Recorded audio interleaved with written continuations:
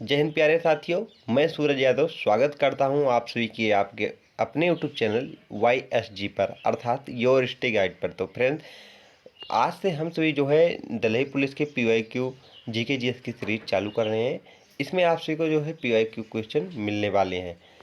यहाँ पर फ्रेंड जो मैंने क्वेश्चन लिया है वो चैप्टर वाइज लिया है। जैसे मैंने स्टैटिक JK का जो पोर्शन लिया है उसमें सबसे पहले महोत्सव और जो त्यौहार हुए उसे लिया है। वहाँ से जो क्वेश्चन पूछे गए हैं उन्हें आप सभी को पहले कराया जाएगा। फिर उसके बाद जो है इकोनॉमिक्स है, जियोग्राफी हो गया, हिस्ट्री हो गया, पॉलिटी हो गया, इन सभी से क्वेश्चन आप सभी के एग्जाम में जो पूछे गए हैं पहले उन्हें चैप्टर वाइज कराया जाएगा। फिर उसके बाद मिक्स प्रैक्टिस सेट करने वाले हैं। तो अगर आप चैनल पर नए हैं तो चैनल को अभी सब्सक्राइब कर लें, और इस क्लास की PDF के लिए आप टेलीग्राम चैनल से ज्वाइन कर सकते हैं। वहाँ पर आप सभी को इस क्लास की PDF भी मिलने वाली है। तो चलिए पढ़ना शुरू करते हैं। साथ ही फ्रेंड्स, आप सभी को बता दें कि अगर आप NTPC की तैयारी कर रहे हैं तो तब भी आप सभी के लिए GK GS की प्रैक्टिस सेट जो है अच्छा रहेगा। चलिए देखते हैं पहला क्वेश्चन। पहला क्वेश्चन हमारा है, लुम्बिनी किस राज्य का प्रमुख त्यौहार है? लुम्बिनी किस राज्य का प्रमुख त्यौहार है? आंध्र प्रदेश, हिमाचल प्रदेश या फिर अरुणाचल प्रदेश या उत्तर प्रदेश? तो राइट आंसर क्या है? आंध्र प्रदेश का लुम्बिनी जो है प्रमुख त्यौहार है। लुम्बिनी किसके लिए प्रसिद्ध है? तो लुम्बिनी जो है फ्रेंड्स गौतम बुद्ध को समर्पित है, ये भी आप याद रखिएगा। लुम्बिनी वन में जो है गौतम बुद्ध का जन्म हुआ था, ये आप याद रखें। नेक्स्ट देखते हैं, उगादि किस राज्य में मनाया जाता है? उगादि त्यौहार जो है यह किस राज्य में मनाया जाता है?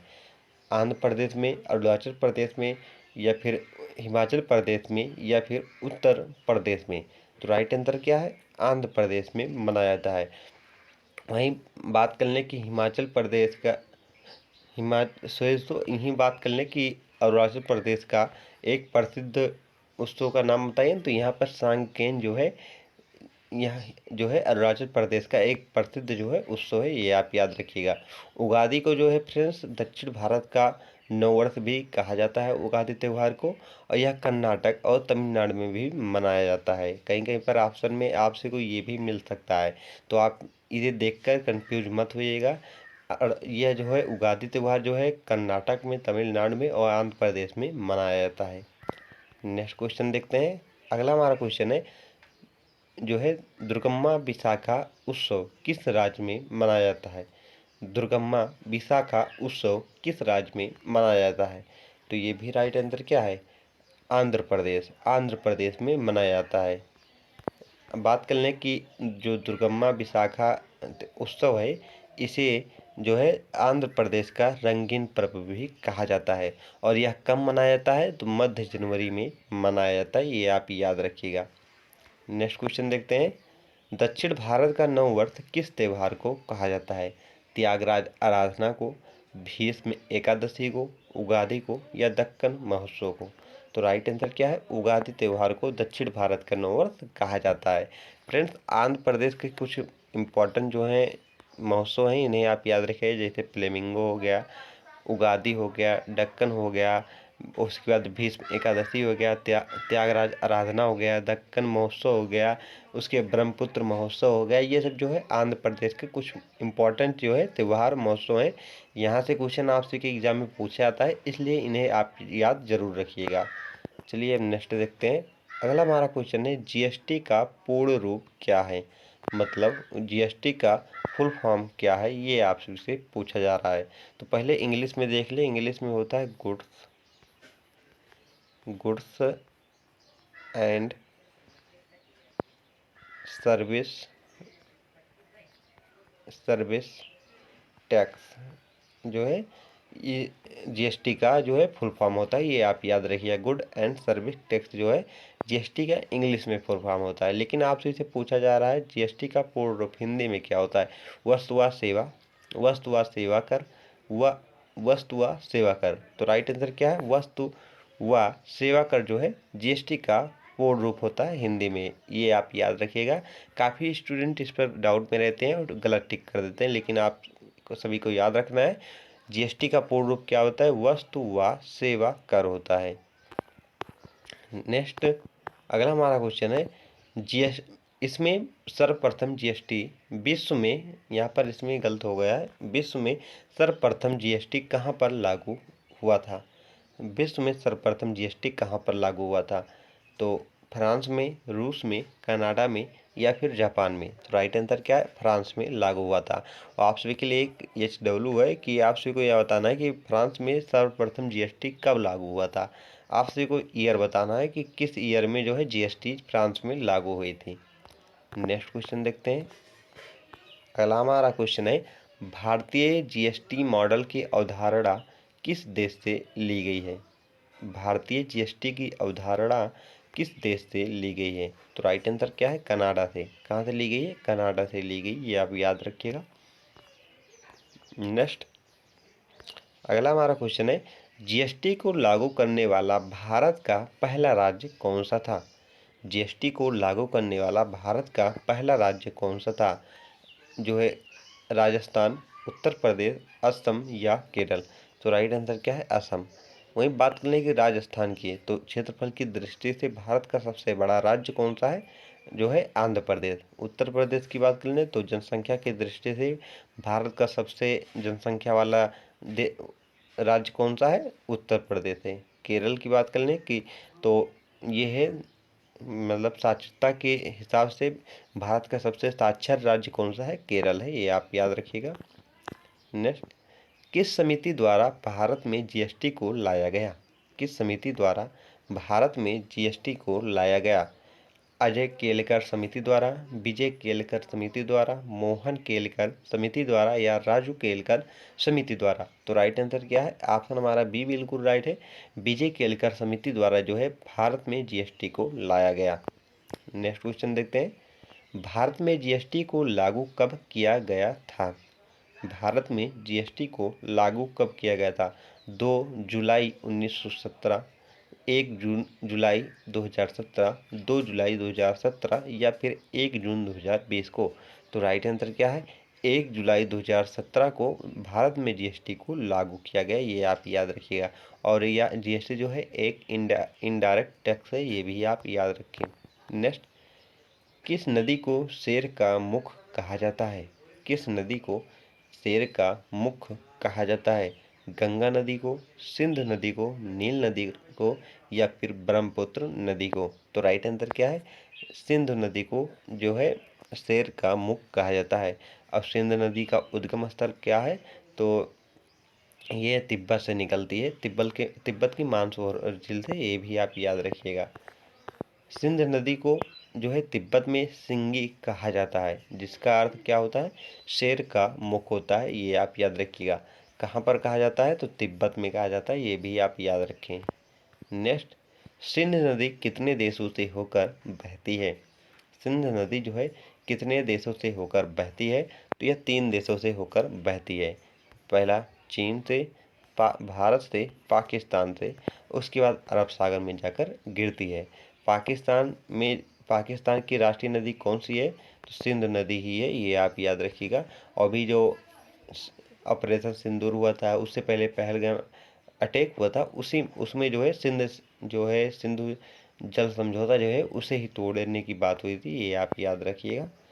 सिंधु जल समझौता कब हुआ था? सिंधु जल समझौता कब हुआ था? तो राइट आंसर क्या है? 1960 ईस्वी में हुआ था। कब हुआ था? 1960 ईस्वी में हुआ था, ये आप याद रखिएगा। अगर आप सभी को जानना है कि सिंधु जल समझौते में क्या क्या हुआ था, इसमें कौन सी बात हुई थी, किसने कराई थी, ये सब अगर जानना है तो ऑलरेडी मैंने चैनल पर एक 5 मिनट का वीडियो बनाया है, उसमें मैंने सारी बातें बताई हैं कि सिंधु जल समझौते में क्या क्या हुआ था, किस नदी का जल जो है भारत यूज करेगा, किस नदी का पाकिस्तान यूज करेगा, किसने कराई थी, ये सभी जो है बातें 5 मिनट की वीडियो में है, उसे आप देख लीजिएगा। यहाँ पर बताएंगे तो टॉपिक से मतलब हमसे ही हट जाएंगे, जो मैं नहीं चाहता है। इसलिए अगर आपसे कुछ जानना है तो आप चैनल पर जाकर ये वीडियो देख सकते हैं, नहीं तो इस जो है यहाँ पर बेल आइकन पर आप सभी को इस वीडियो का जो है जो लोगो दिखाई दे रहा होगा, वहाँ पर टिप कर आप देख सकते हैं। चलिए देखते हैं नेक्स्ट, इनमें से किस नदी की सहायक नदी इनमें से सिंधु नदी की सहायक नदी कौन सी नहीं है? इनमें से सिंधु नदी की सहायक नदी कौन सी नहीं है? झेलम नदी, चिनाब नदी, रावी नदी या फिर गोमती नदी? तो राइट आंसर क्या है? गोमती नदी। गोमती नदी जो है या गंगा नदी की सहायक नदी है, ना कि सिंधु नदी की। बाकी चिनाब नदी, रावी नदी और झेलम नदी जो है ये सिंधु नदी की सहायक नदियां हैं। नेक्स्ट, गंगा सागर मेला कहाँ पर लगता है? गंगा सागर मेला कहाँ पर लगता है? उत्तराखंड में, पश्चिम बंगाल में, उत्तर प्रदेश में या केरल में? तो राइट आंसर क्या है? ये पश्चिम बंगाल में लगता है। और आप सभी को बता दें कि आरपीएफ कांस्टेबल के जो है फ्रेंड्स 2 तारीख के फर्स्ट शिफ्ट में यह क्वेश्चन पूछा गया था कि गंगा सागर मेला कहाँ पर लगा है। और वहाँ पर एक क्वेश्चन ये भी पूछा गया था कि चंद्रगुप्त के बेटे का क्या नाम है। वहाँ पर बिंदुसार और बिंबिसार दोनों था, लेकिन राइट आंसर क्या है? बिंदुसार है, ये आप याद रखिएगा। नेक्स्ट, आर्य शब्द का अर्थ क्या होता है? या फिर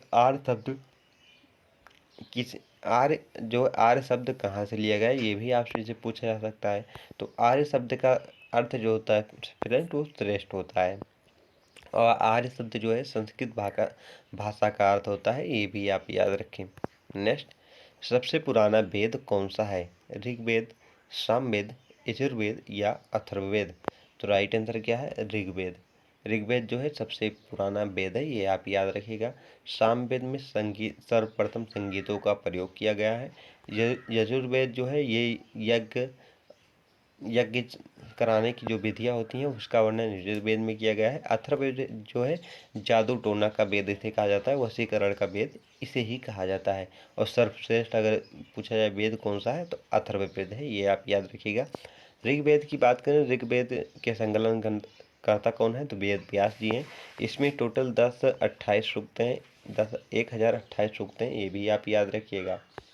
नेक्स्ट देखते हैं, ऋग्वेद के 7वें मंडल में किसका वर्णन किया गया है?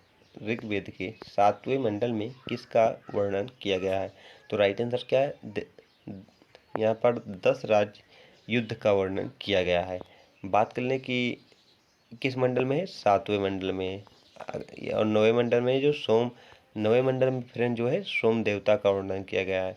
और बात कर लें कि गायत्री मंत्र 3री मंडल में गायत्री मंत्र का वर्णन किया गया है, ये भी आप याद रखिएगा, विश्वामित्र द्वारा लिखा गया है। नेक्स्ट, सर्वप्रथम संगीतों का प्रयोग किस वेद में किया गया है? तो सामवेद में किया गया है। या भी आप सभी को मैंने बताया यजुर्वेद सबसे पुराना है। यज्ञ से संबंधित जानकारी यजुर्वेद में, अथर्ववेद में टोना, वशीकरण, ये सब जो बातें हैं किसमें है? अथर्ववेद में है। नेक्स्ट, साहू जी को